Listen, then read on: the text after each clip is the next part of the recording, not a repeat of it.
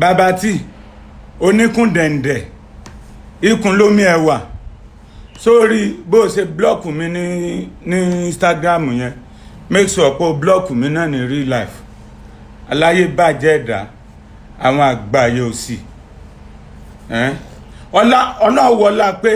ọlọ́wọ́lá pé bínú mi ṣe ń bàjẹ́ tí mo bá ṣe rántí bí mo ṣe máa ń pọ́n ẹ lé tí n bá rí ẹ tí màá dọ̀bálẹ̀ fún ẹ tí màá máa pọ́n ẹ lé yẹn wà á rí inú ẹ máa bàjẹ́ káyà ayé ẹ ni olórí burúkú àwọn àgbáyé àgbà òsì àwọn amúnibú ni ẹran bí yẹ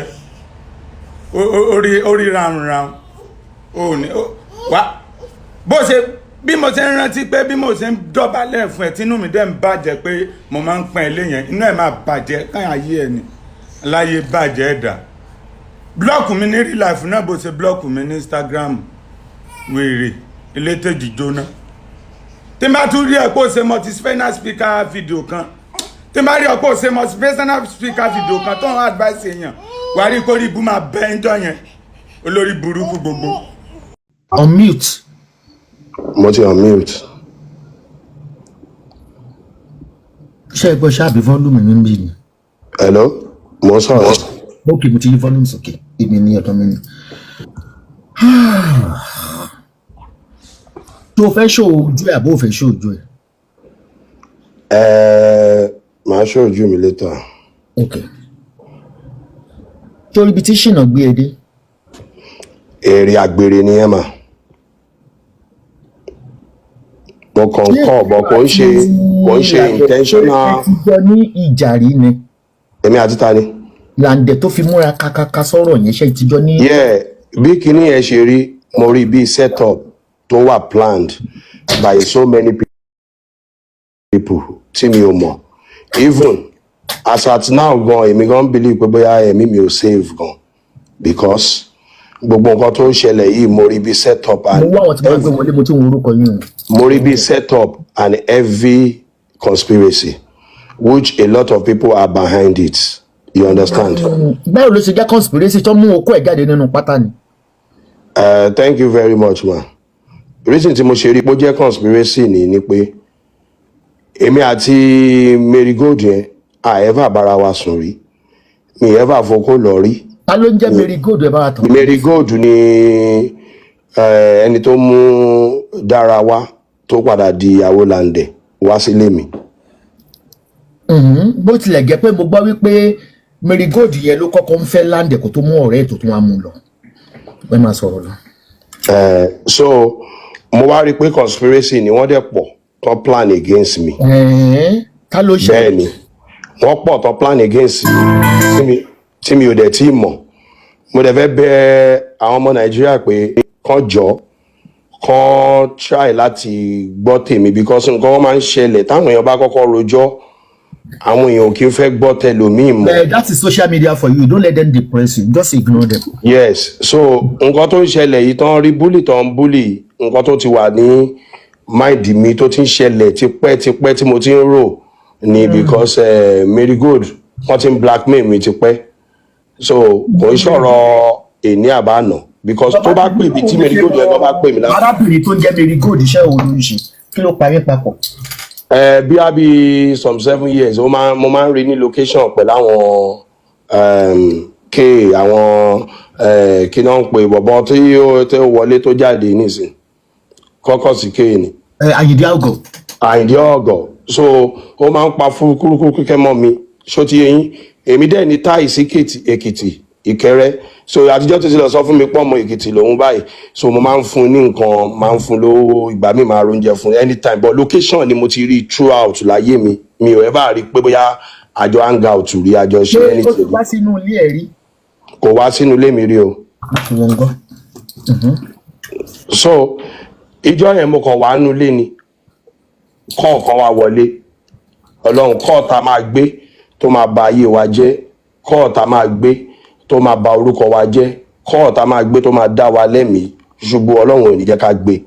Ìgbà mi èèyàn máa ń gbé dá prayer yẹn papọ̀ dá padà kọ́ mi tó máa ba orúkọ èèyàn jẹ́ ńgbà mi ó tún máa ń gbéyàn dókè lọ́dọ̀ aláàánú. Àmì mà so kọ́ yẹn ni mo gbé. Nígbà tí èèyàn jẹ́ tó fẹ́ búyàn lórí fóònù tó ń rojú ẹ̀ kiri ó lè pàdé aláàánú láti bẹ̀. bẹ́ẹ̀ ni kọ́ yẹn ni mo gbé gbogbo nǹkan tí mo dẹ̀ fẹ́ sọ yìí máa sọ tòótọ́ ni o kò sọ̀rọ̀ anything kankan mọ́ níbi tó dé dúró in fact èmi gan fúnra mi báyìí ibi tó dé dúró yìí báyìí mo ti rí pé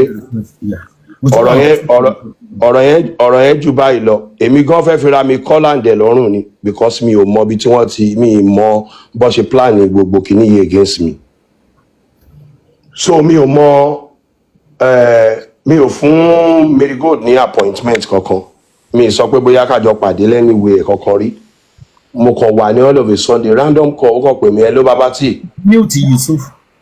hello baba tí. ó ní hello baba tí. hello baba tí. ṣe wà around ni because èmi sọ fún pé around estate mi mo sorúkọ estate mi yẹn fún mi fẹ́ sọ lórí afẹ́fẹ́ mi mo máa ń fi nǹkan mi pamọ́ ó wá ní òun máa wà lára estate mi yẹn àbí bẹ́ẹ̀ kọ́ mo ní ẹ pé òun dẹ̀ fẹ́ ṣe launching fíìmù òun pé so ìyẹn Marigold so ó lóun fẹ́ ṣe launching fíìmù òun o pé fíìmù tóun fẹ́ ṣe yẹn pé mo máa bóun ṣe MC bóun fẹ́ wá bá mi sọ̀rọ̀ bó ṣe máa lọ mo dẹ̀ ní okay mo dẹ̀ ní okay no problem so bí an hour ó tún pẹ́pẹ́pẹ́pẹ́ kó tó dé bí an hour plus so time yẹn lọ bí time tó máa dé. ẹ má búyàn lórí live chat tèmi mo ní 0 tolerance o máa block yín o mi gbọ́.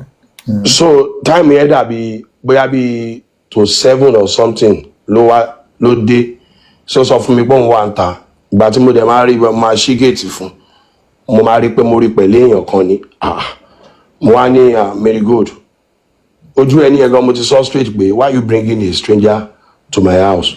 ṣé lóun mú èèyàn pọ̀.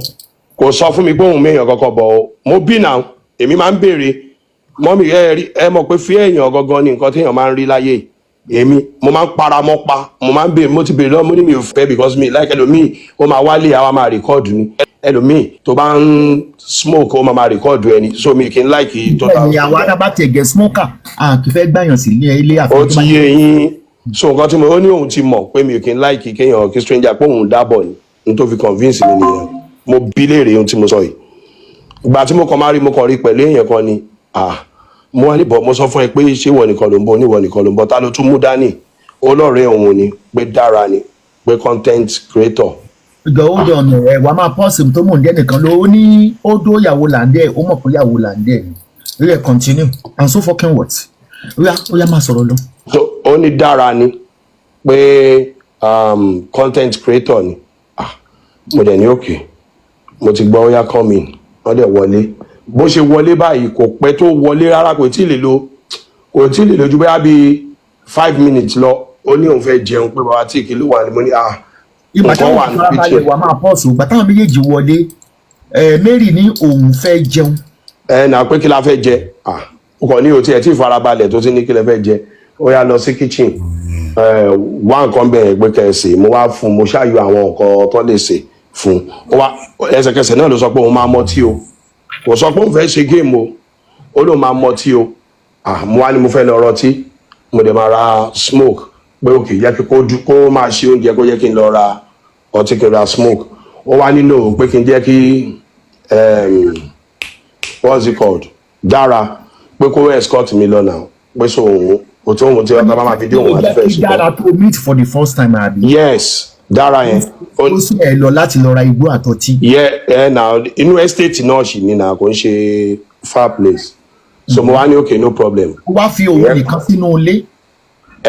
Mary ni mo mọ̀ mi lè fi dára lẹ̀ sínú ilé nítorí mi ò mọ̀ so Mary lèmi mọ̀ so torí ẹ̀ mo yẹ fi Mary lẹ̀ sínú ilé mi so Mary nìkan ló dá wà nínú ilé mo wá lọ so gba tí mo máa èmi ká pé mo mọ ẹni tí gẹ̀ẹ́ jẹ ni wàláì mi ò ní gbé sínú mọ́tò mi pé mo gbé lọ débi pé wọ́n ní wọ́n rí i pé ibi tí mo ti lọ ra smoke because innocent me mi ò mọ̀ rí. okay because tí a bá ń fẹ́ pé kó máa sọ̀rọ̀ lọ a lè gbàgbé àwọn important question. ìyàwó làgbẹ̀ tó mú wá yẹn ṣé oríire àbó òríire. mi ò rí rí ní ayé mi ò mọ̀ rí mo lóhùn èmi àti ẹ̀ lájọ́ lọ ra smoke sẹ́ tí n bá mọ̀ mi ò ní gbé dání. bẹ́ẹ̀ ni mà. ìgbàlẹ̀ yìí tó introduce ẹni yẹn sí ẹ. kí lẹ wí. talent tó ń hàn ọ́n mo fẹ́ sọ ẹni yẹn ká lórí ẹ̀pá yẹ àtọ̀dọ̀ ayé àtọ̀dọ̀ yẹn sọ́ka yẹn. bí òun ṣe justice for Mohbad bí tẹ́tí máa ń fún wèrè end. mo ń gbọ́. so introduce ẹni yẹn sí ẹ àbí kò introduce ẹni yẹn sí ẹ. ta ni dára yẹn. alẹ́ àwọn olówó alẹ́ ẹ̀. dára kò introduce ẹ̀ sí mi sẹ́ ẹ̀ mo ló ní content creator ni ó sọ fún mi pé content creator ni ọ̀rẹ́ òun ni. kí ló porúkọ ẹ̀ nígbà tó wọlé. ó ní dára ó ní dára ó ní that's dára ó ní that's dára content creator she's my friend mo dẹ̀ ní nice meeting you dára ìyẹn náà dẹ̀ dá mi lóhùn pé it's nice meeting you. So mo wá lọ èmi àti dára yẹn lájọ jáde so ìgbà tí mo wá lọ ra drink mo wá ra smoke mo dẹ̀ tán padà mo dẹ̀ wálé. nínú mọ́tò yẹn kí ilẹ̀ ìjọba ara yín sọ. kí lẹ wí. torí o mọ̀ rí tẹ́ ẹ máa dẹ̀ kó ní ojú òde kì í rí arẹwà kó má ta sí kí ni nǹkan tẹ́ ẹ bá ara yín sọ. mi ì bá sọ kankan nínú mọ́tò náà. ẹ fọwọ́ ara yín nítan. nínú mọ́tò no ìgbà tá ẹ máa gbọ́ ìgbà tá lọ sí ta lọ ra smoke ṣé ń gbọ́ girl yẹn wá sọ fún mi pé what's your name mo ní I'm Babati so the girl now said mo ní I'm Tayo Babatunde Bena. jẹ́ ká padà sẹ́yìn mi ò ní fẹ́ irọ́ lórí kinní mi ń bí. mi ò parọ́. gbàtí ó mú ọmọbìnrin yẹn wá ẹ ti introduce ara yín tẹ́lẹ̀. kí lẹ wí. ìgbà tó mú ọmọbìnrin yẹn wá sílé ẹ̀ ó ló ti introduce ara yín tẹ́lẹ̀. kí ló tó fi sọ yín kó wọ́n ti sọ yín. ó ní that's dára ẹ máa gbọ́ gẹ́ yẹn wá béèrè lọ́wọ́ mi padà ó bá mi sọ̀rọ̀ náà ó ní I'm dára I'm a content creator. kí ló tó fún mi pé what is your name. ó tún béèrè ó bá mi sọ̀rọ̀ nu mọ́tò ó ní I'm dára. ó fẹ́ sọ fún mi pé kó òun gan sọ ó ń ṣe pé òun ò rí ẹ rí. ẹ kò rí mi rí o kò ṣe bí pé òun mọ̀ mi rí rárá àtọ̀ rárá àtọ̀ ọlọ́run ẹ̀bọ̀ tó make passes sí mi ṣẹgbọ́n ó make passes sí mi but torí pé mi ò mọ WhatsApp mi ò mọ̀ rí ó gbé ó ṣáà sọ fún mi ó ní àyọ fíìmù pé òun ló máa ń rí mi òun rí fíìmù mi ó act fún mi throughout mi. kò má rí rí torí pé mi náà rí lì mọ. mi ò rí rí o mi ò mọ̀ rí o mo fi títóbi ọlọ́run búra wàláì tàláì wàláì I swear to my living God mi ò mọ̀ rí mi ò rí rí I swear mi ì mọ̀ rí mi ì mọ̀ from anywhere kò sí nǹkan tó lè gbé lẹ̀ máa fi búra mi ò mọ̀ rí o wàláì kò sí tó lè gbé lẹ̀ ẹ má wọrí màmá kò sọ̀rọ̀ ọ̀rọ̀ kankan mo wá padà wálé sọba ìdílé báyìí bí ṣe gbọ́ tílẹ̀ báyìí bí medical ṣe lóun fẹ́ ṣe truth or dare nìyẹn. mo ní truth or dare. ẹ bá ti wọlé ẹ má ti sọ̀rọ̀ farabalẹ̀ bó ṣe gbé ọtí lẹ̀. wàláì mi ò tí ì gbọ́ tílẹ̀ gan medical bá díẹ̀ pé ọtí ti dé pé ó máa ṣe truth or dare. mo wá ní kí ló bẹ́ẹ̀ nínú àwọn méjèèjì. ètò marigold ni. marigold ò dẹ̀ délé ẹ rí. kò délé mi rí o. ó dẹ̀ ní kó bọ́ ṣòkòtò pé wọ́n fẹ́ ṣe truth or dare. no wọn ò bọ́ ṣòkòtò màmá ẹ jẹ́ ń sọ fún yín bí truth or dare ṣe rí tọ́ba ló fẹ́ ṣe truth or dare wọn ò bọ́ ṣòkòtò mi ò bọ́ ṣòkòtò mi ò bọ́ nǹkankan so wọ́n máa ṣẹ̀ṣẹ̀ ṣe táàsì fún yàn téèyàn máa ṣe wọ́n máa ní I dare you to off your shot. kí wàá bí ẹlẹ́rìí as àgbàlagbà public figure kí ló tán fi lo language yẹn fún ẹ.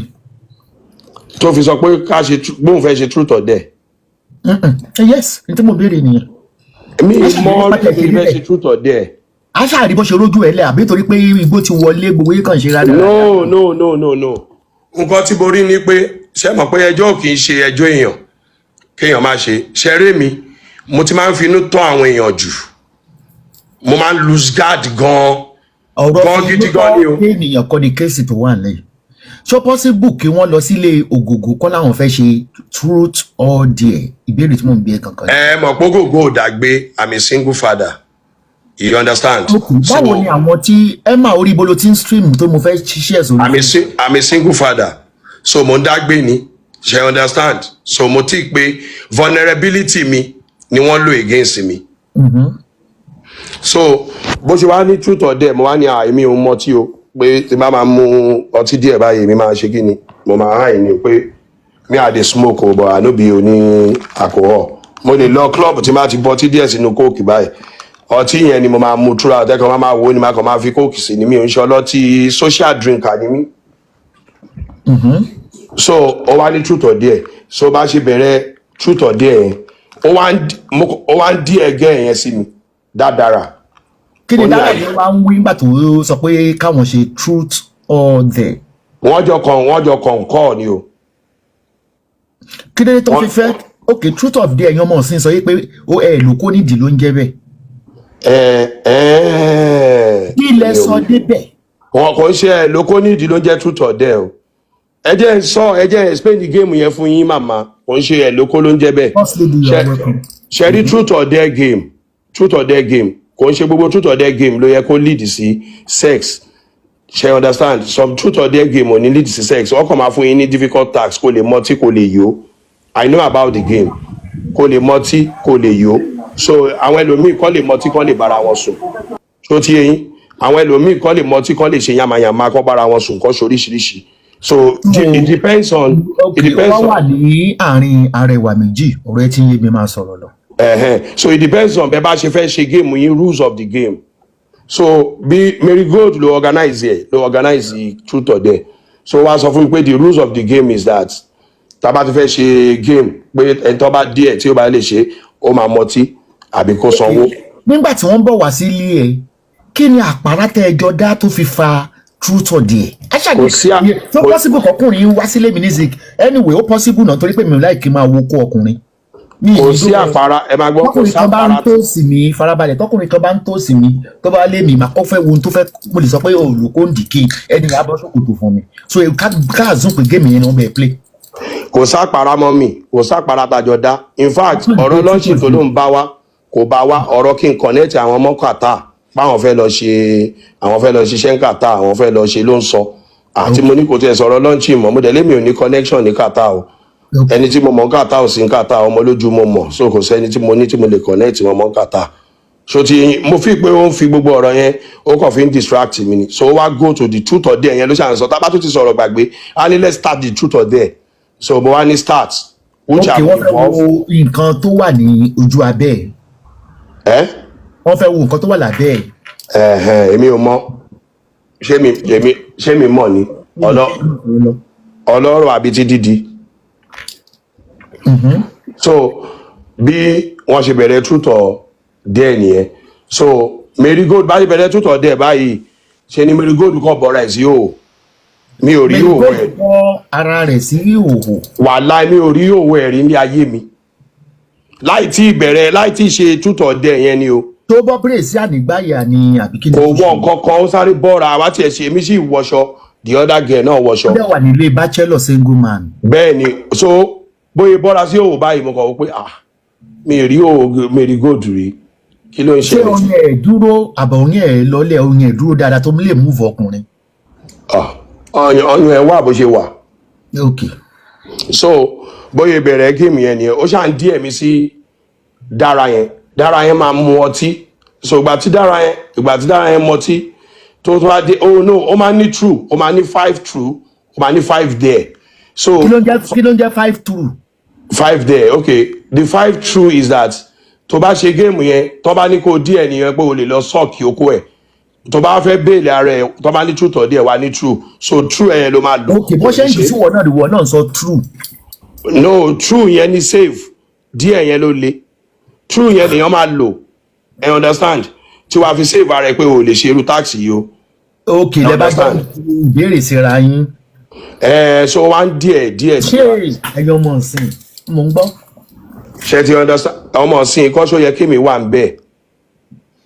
bọ̀ tó kó àlè náà gbà tí Mary. yes wọ́n ti mú mi already mo ti wà ń bẹ̀. of course kó àlè náà tí ọtí dẹ̀ ti wà tí ti wà ń bẹ̀. so mo ti wà ń bẹ̀ kò sí nǹkan tí mo fẹ́ ṣe so wọ́n dẹ̀ ṣe truth or dare so bí Marigold ṣe sọ pé òun díẹ̀ kí ló ń pè dára pé kí bàbá tí fún ní dọ́gì Quickie. Yes now. ó lóun dí àìdára.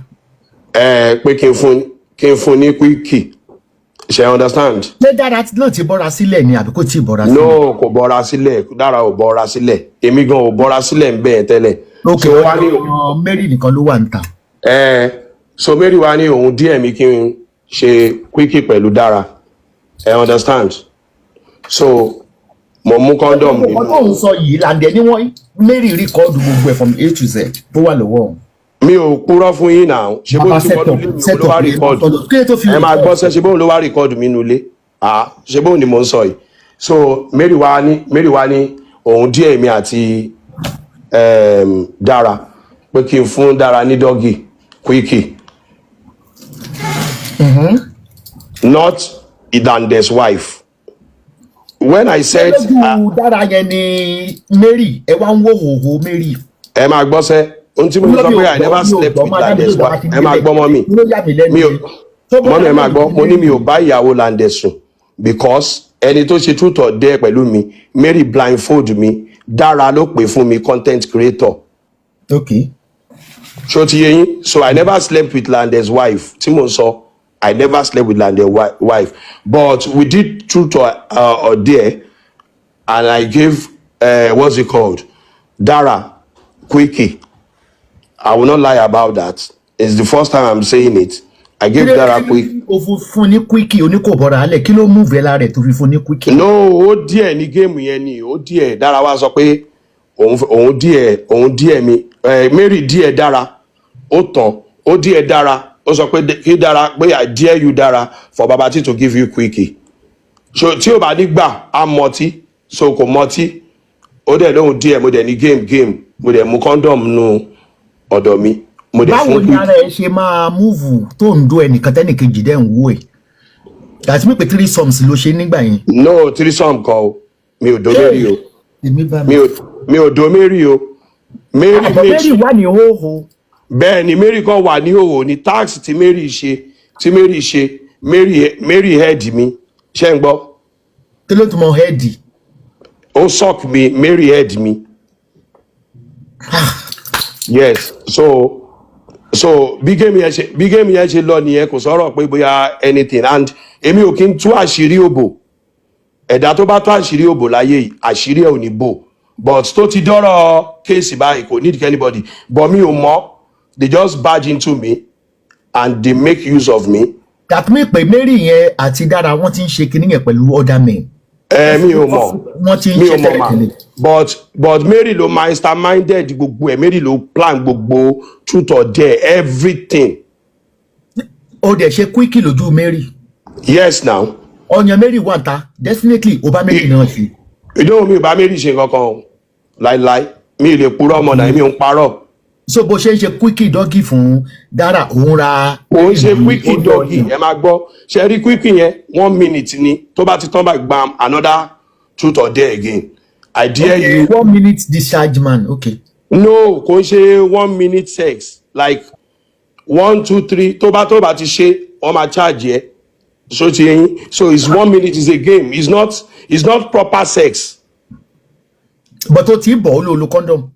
Yes now I did doggy me more I did doggy there's no kò sí point àti máa parọ́ ní time mi bí ta wà yìí. Ọlọ́rọ̀ kan ṣá wọ́n á gbá ẹ ní géèmù nínú ilé ẹ̀. Yes wọ́n gbá mi ní géèmù nínú ilé now kí ló wá ṣẹlẹ̀ so baby báyìí ṣe truth or dare yẹn a ṣe ń ṣe lọ tẹ́ ẹ̀ mo wá fẹ́ lọ mú nǹkan nu mọ́tò so bí kò ṣe ń bọ̀ báyìí mo kàn gbọ́ tí Mary sọ pé ó dà pé bàbá tètè mọ̀ bàbá tètè mọ̀ kí ni ẹsẹ̀kẹsẹ̀ ni mo ti feel somehow mo wá lọ bá mo ní wọ́n kí ni bàbá tí mọ̀ Mary mo lọ nífun mo pẹ́stàì ó wá ní pé kí n má bínú pé ìyàwó Lande rè mo ní kí ló sọ ó ní ìyàwó Lande ni pé nǹkan tó ń sọ ni gbọ́dọ̀ pé mo ti mọ̀ pé kí n má bínú. pé o mọ̀ pé ìyàwó Lande ni. kí lẹ wí.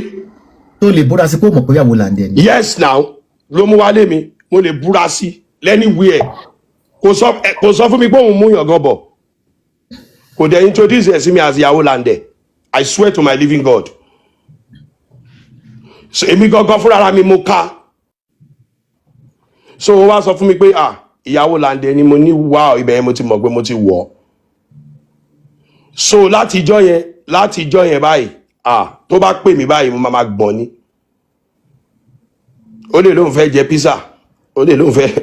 jẹta nìyẹn ṣé Mary àbí Dára. as in Marigold ó smart débi pé ẹ tó bá ti wọnú nẹ́ẹ̀tì ẹ kò lè bọ́mọ́ láyé. a máa pẹ̀ kó n fẹ́ jẹ pizza kó ọdẹ kò ṣe gbogbo. Yes ó máa ní kí Dára pè mí kó n fẹ́ jẹ pizza ṣé ìwọ mọ̀ pé Mary rìkọ́dù yín torí mo bè lọ́wọ́ Lande ó lóun. ẹ máa gbọ́ sẹ́ ó máa ní kí dára èmi ò mọ̀ ó máa kàn ní dára kan sọ fún mi pé. ó ní dọ́gì lẹ ṣe nínú kitchen tó possible kí dára lọ bọ́kọ ẹ̀ kó sọ pé òun ṣẹ̀ṣẹ̀ ṣe dọ́gì nínú kitchen mo níta lórí rìkọ́dù ẹ̀ ó ní má worry of course ẹ̀yin mélòó lẹ wà nínú ilé. no kò ní ìdí pé anybody hide anything ṣé mo nǹkan tí mo ṣe ní mọ́mì ṣé mo nǹkan tí mo ṣe ní mo challenge ìjọba Lande pé kó provide evidence mo believe pé ìjọba Lande ló rán Mary wá pé kó wá fi ìyàwó ẹ̀ set me up nínú ilé mi. báwo irọ́ kò possible objection. ti get because báwo ni wọ́n ṣe mọ̀ a ṣe truth or dare. mélòó lẹ ríra rí. mi ò rí láti in 5 years but báwo náà ṣe mọ̀ pé a ṣe truth or dare pẹ̀lú ẹni tó introduce sí mi. kó lè má ṣòun ló set ẹ̀ up iṣẹ́ yẹn bí àtìta ló ti wá ọ̀ kí I don't know. mọ́mì láíláí mọ́mì. Mary ti fẹ́ Lande rí kó tó gbé ọ̀rẹ́ ẹ̀ fún. mọ́mì láíláí ta ló wà ń bẹ̀ pa ṣe truth or dare Mary ló wà láàrin wa náà. dẹ̀ni ó tún parọ́ lórí interview tó ṣe bọ́rọ̀ tó sọ tó fẹ́ kí n má sọ ni mo ti sọ yìí ó ń parọ́ lórí interview tó ṣe ó ní pé ìjọ yẹn o àwọn òun wá sùn kitchen wèrè wo ló sùn truth or dare everything ended in the kitchen ó dẹ̀ lọ sùn sínú yàrá for a long time ó dẹ̀ lọ àwọn méjèèjì dẹ̀ lọ wọn ò sùn lé mi mọ́jú so ẹni tó rán Mary wá sínú ilé mi láti wá first mi láti purọ́ fún mi first pé what's it called Dara content creator ni 1 mo dẹ̀ tún gbé Dara jáde 2 tájọ lọ ra smoke ta padà gbà tèmi ò mọ̀ tí n bá mọ̀ màmá hide ẹ̀ ní mi hide ẹ̀ náà mo tún tọ́jú ọdún mọ́tò kan gbà tí mo fẹ́ ra nǹkan. ẹ ti hide. no mi ò hide o mi ò hide mọ́ mi mo mọ tí mò ń sọ o. bọ̀tẹ̀ tí wò bá ti máa ṣe threesome tẹ́lẹ̀ kí ló tó yọ okó lójú Mary láti dó Dara. because Mary wà o so kò ń ṣe threesome ni mo ṣe Mary wà o mi ìdó Mary sẹ I swear to my living God. ṣé tó fi dó Mary tó fi fọwọ́ mú Dara ọ̀rẹ́. no the truth or dare yẹn náà ẹyọ kan ni kò ń ṣe pé continuous thing o. truth or dare. ẹ máa gbọ́ kò ń ṣe pé continuous thing ó kàn dare yẹn ẹyọ kan ni that dog is once so another one can you twerk can you slap your eyes can you do that another one nìyẹn. ọ̀tọ̀ yẹn tún ṣe yẹn náà. Another one can you slap your eyes can you as in twerk can you dance. so ti nǹkan tó ṣẹlẹ̀ lèmi sọ fún yẹn wíìkì yẹn yọ kan ni. àbí kí ni tuma can you slap my eye ẹ kó gbà àti fúnra yín. no can you spark my house a ní a lè sọ fún gẹ̀ yẹn pé ẹ máa gbọ́ a sọ fún gẹ̀ yẹn pé I dare you to spank your ass and mourn you know give us a ringing tone so oríṣiríṣi ló wà lójú ọjọ́ dẹ. wọ́n slap ìdí tiẹ̀ nígbà tó ń ṣe.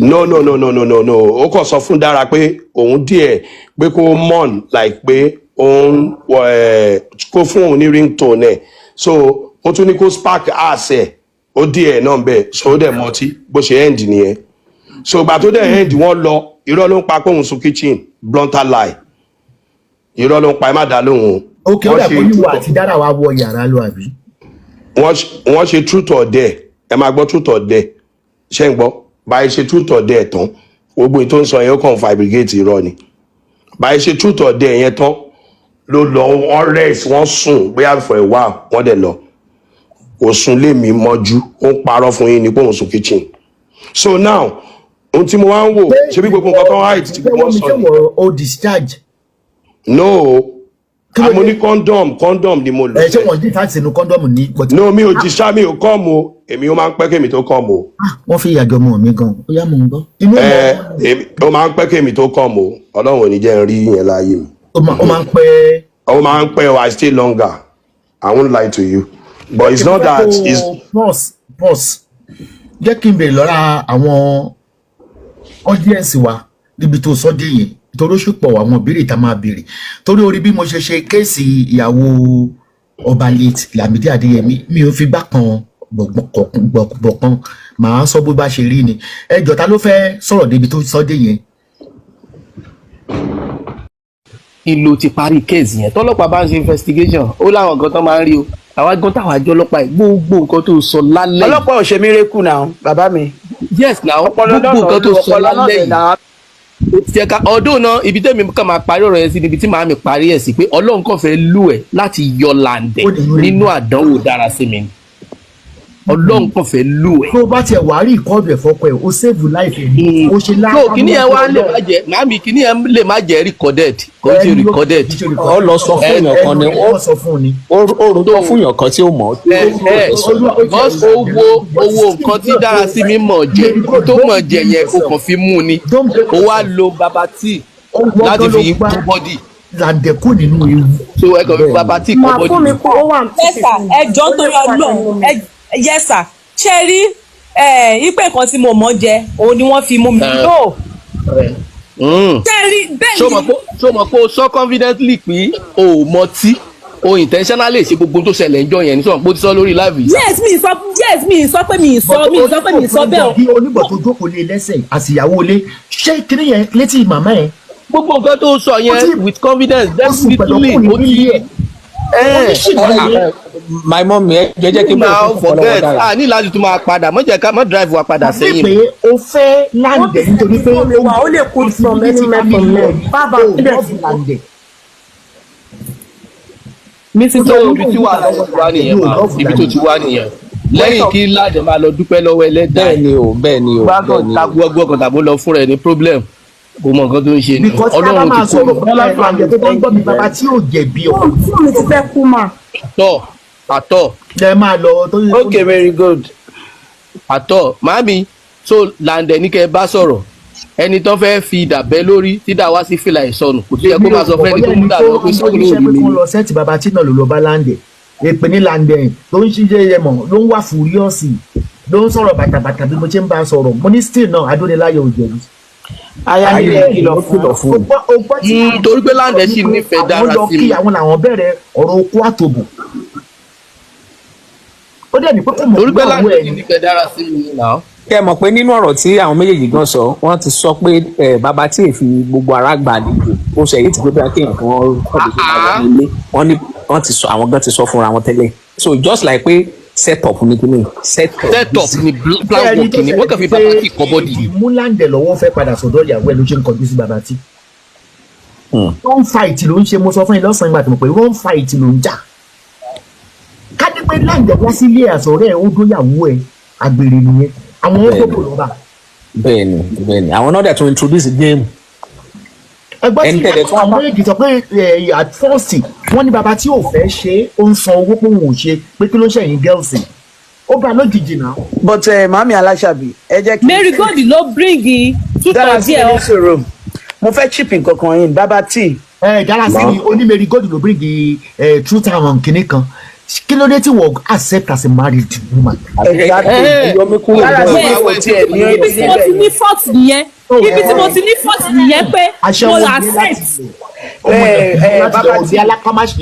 bàbá tí mo fẹ́ bring question kan mo fẹ́ throw question kan sí yín ẹ má bínú gbogbo lé pé mo fẹ́ dá wa padà díẹ̀ o but it's just one question nígbà tí wọ́n wá introduce dára sí mi sí yín pé ìyàwó làǹdẹ̀ ni ẹ wá dáhùn pé so ìwọ lobìnrin tó fẹ́ jẹ́ kó lọ kó sómi níjọ́ kìíní àná. irọ́ shows that you see that video. no irọ́ mi ò sọ bẹ́ẹ̀ o mi mọ̀ rí irọ́ ni. dami sọ bẹ́ẹ̀ dami sọ bẹ́ẹ̀. kí ló sọ bẹ́ẹ̀. Mary sọ bẹ́ẹ̀. Mary sọ pé nígbà tí wọ́n sọ pé bàbá tí ìyẹn pé wá sọ pé. no ẹ máa gbọ́. pé wọ́n lo frustrate ọkọ ẹ tó fi fẹ́ lọ kó sómi Mary sọ bẹ́ẹ̀. ẹ máa gbọ́ mo ní I had a story about the family ẹ mọ̀ pé àwọn èèyàn máa ń gist kò ṣe pé bóyá pé wọ́n sọ bóyá mo wò wọ́n sọ fún mi bóyá mo mọ̀ mo kàn ní mo gbọ́ about one in land there was missing so you are the wife ó wà ní ẹ ṣe understand mi ìmọ̀rí from anywhere I swear to my living God. bí nǹkan tó bá sọ bẹ́ẹ̀ fún kiri yẹn bẹ́ẹ̀ ní shock. mi ìmọ̀rí sẹ́ẹ̀ mo kàn sọ pé mo gbọ́ story yẹn náà but mi ò mọ ìyàwó. Everybody ló gbọ́ story yẹn ní industry náà. ní tí mo ṣe sọ bẹ́ẹ̀ ni pé because tẹ bá sọ pé ẹ mọ story yẹn it was on social media everybody saw that time. ẹ jẹ́ kí n sọ kankan fún yín ẹ jẹ́ kí n sọ kankan fún yín ṣe ẹ rí pé mi ṣe wà yìí ẹ rí pé mi lè add TikTok yín I am not a social media person whether you like it or not or take it or leave it mi kí ló dé tí mi ṣe lè add TikTok yín ẹ rí tẹ bá wo rí TikTok ẹ rí pé. nítorí pé bàbá tí ò kí wá sí live ni but so I'm not a social media person but you don't come to life that's why. ṣẹrẹ ni tó bá mi ṣe kinní tó bá mi ṣe kinní tá a fi sọ̀rọ̀ yìí ọmọ mi tó bá mi ṣe kinní ta fi ń sọ̀rọ̀ yóò wà níbí báyìí tó ń bá mi bàbá tí gbé lọ. jẹ́ kí n béèrè nǹkan kan ní ọwọ́ ẹ̀. Yes ma. ọgbọ́n lè lè jẹ́ o nọ́mbà 1 olókè ń gbàlejò sílé ọgbọ́n tàbí ṣé wọ́n fura sáwọn kan tó ní gorgeous pẹ̀lú tó rò pé wọ́n lè lo àwọn girls fún ẹ. Yes kò ń ṣe pé mo fura sáwọn kan mo kàn rí pé conspiracy ni ohun tí mo ṣe rò ó rí pé mi ò respect Mary náà ṣé mi respect Mary káyipá àti dọjọ́ kan síbi kan ni pé ok ìjọba yìí ni àjọ máa pàdé o wá sọ́dọ̀ mi respect ẹ̀ all of a sudden ó pè mí all of a sudden ó múyàn wá all of a sudden ó organize the truth or dare all of a sudden truth or dare dọ́dọ̀ ẹni tí mo padà mọ̀ tó padà di ìyàwó junior colleague mi all of a sudden ọkọ ẹni yẹn bẹ̀rẹ̀ sí ní call me out so conspiracy and set up nìyẹn so I think there are more to it there are some people on the background.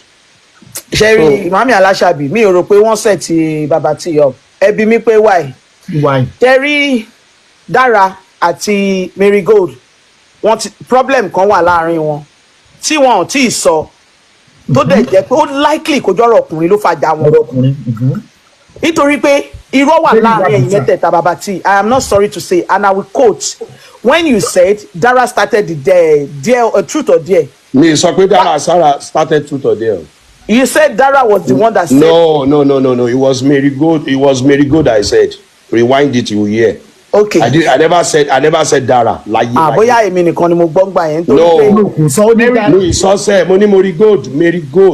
Okay, Marigold. I understand.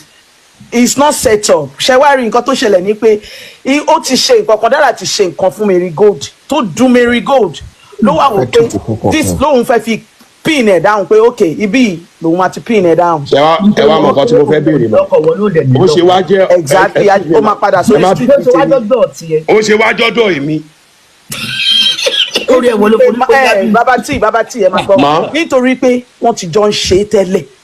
They are in the game together. ẹ lọ kọ̀ọ̀kan tí mo sọ yìí sílẹ̀ yìí ọ̀rọ̀ yìí sì máa escalate o Dara sì máa sọ̀rọ̀ ju bó ṣe dákẹ́ yìí lọ o. Mary ti sọ̀rọ̀ kan bíbá yín sí tí gbogbo wa ti dì mú ó ní Dara àti ìyá ẹ̀jọ̀ dókò kan náà boyfriend kan náà aṣílẹ̀ ẹ̀bọ̀ lápò ni o Mary ti sọ bẹ́ẹ̀ o Marigold sọ bẹ́ẹ̀ o wọ́n sì mẹ́yẹ bọ̀ lápò ni o nítorí pé n tó ṣe dọ́dọ̀ tí yín ni pé wọ́n ti ń practice irú ẹ̀ together wọ́n ò rí as anything back. tí ìgbẹ́ ti kọ́ tẹ́lẹ̀ sọ. irọ́ mi ò gbà bẹ́ẹ̀. ṣé o gẹ́gẹ́ bó ṣe sọ olóhùn òmọ́lé baba tí tẹ̀lé. akọ ní industry náà. tó nìkan ní nínú industry. tó fi dọ́dọ̀ tí wọ́n ṣe lọ sọ́dọ̀ ẹlòmíì. ó fẹ́ invite baba tí as MC fún show tó fẹ́ ṣe. Yes, nǹkan tí Marigold sọ. nǹkan tí bàbá tí mo dẹ sọ ni kò sọ pé ó fẹ́ invite àwọn fún MC. wọ́n ní kò sọ kankan lórí MC mọ́ nígbà tó débẹ̀. kò wá sọ kankan lórí MC mọ́. but lórí fóònù tó sọ fún wọn nìyẹn. bàbá tó débẹ̀ kò sọ kankan lórí MC mọ́. òun lè ṣe sọ pé kò ń ṣe pé wọ́n ti ṣe lọ́dọ̀ bàbá tí bọ̀ pàrọ̀ wọn tẹ́lẹ̀. àdóṣe jọ́dọ̀ mi sẹ́ẹ̀ ó ṣe wá jọ́dọ̀ mi ní gbogbo industry. bàbá tí mọ̀ ìyẹn báyìí. ẹ̀yin lẹ́yìn fall victim ni bàbá tí. ẹ̀yin lẹ fall. you just fall victim ni. obìnrin ètè obìnrin ni you just fall victim. ètò obìnrin nìyẹn. ètò obìnrin nìyẹn. Dara ti sọ mi ó láwọn àwọn òṣèjọ máa ṣe true or dare pẹ̀lú ọkùnrin Dara sọ náà ṣe bóun ló wà lákè. ó sọ bẹ́ẹ̀ ni ó láwọn òṣèjọ máa ṣe true or dare pẹ̀lú ọkùnrin. olùtọ́kùnrin bá pọ̀ sí jù náà ti máa ń lò ó ní Marigold máa ń bí. ó láwọn òṣèjọ máa ṣe true or dare you just fall the victim ni. mo ti gbọ́ mọ̀. ẹ̀yin ẹ kàn fọ́ sí kiri. bàbá tí creator. ọjà kí bàbá tí kò sí kọ́ lọ tọrọ àforíjì lọ́wọ́ rẹ̀. àgbàdo náà creator fi lé wọn síta.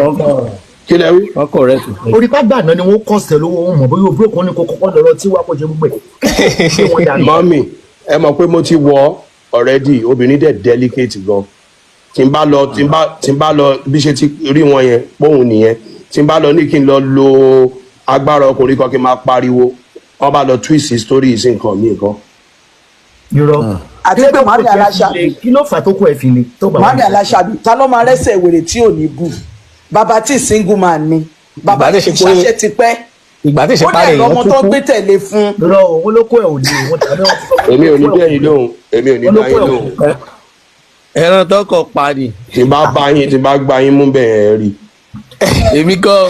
Mami bàbá tí ti ṣaṣẹ́ ti pẹ́ wọ́n ní London kẹtùrí mi bá mú bàbá tí ti ṣiṣẹ́ ti pẹ́. pé bàbá tí pé sẹ́ndì pizza o sẹ́ndì kí ni wọ́n fẹ́ fi gba owó lọ́wọ́ ẹ̀ níbi yàgbà tó no mọ́mí no mi rò pé intention yẹn ni wọ́n kàn ń tí àǹtí yẹn sọ yẹn mi rò pé wọ́n kàn fẹ́ ní fún you understand. wọ́n ti ń ṣe tè pẹ̀lú àwọn ẹlòmíì tẹ́lẹ̀. àwọn ọ̀dà méjèèjì ṣe ń ṣe ni. wọ́n ti Dára ò jiyàn ṣebí Dára sọ ń bíbà yìí sí. Dára sọ bẹ́ẹ̀. ó máa ń ṣe true ó dà ọ̀dí pé Dára ó lo fọ ẹsẹ̀ pé Dára she's on drug bí ó lo vulnerability ẹ̀ bí bàbá tí ì ṣe sọ ó ní Dára ò sọ nǹkan kan wà tó wà ńbẹ̀.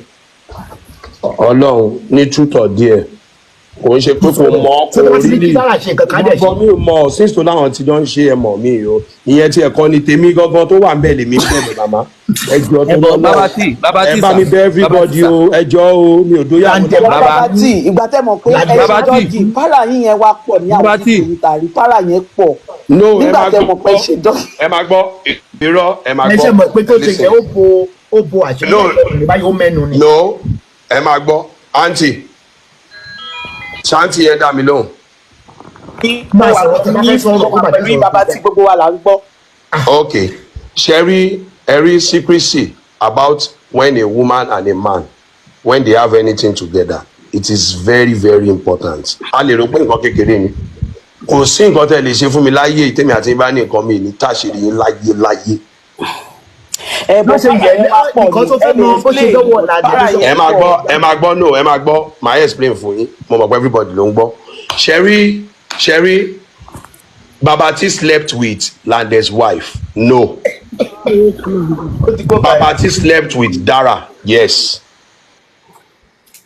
But if I had to defend it, like I did not sleep with Lande's wife so because I did not know Lande's wife.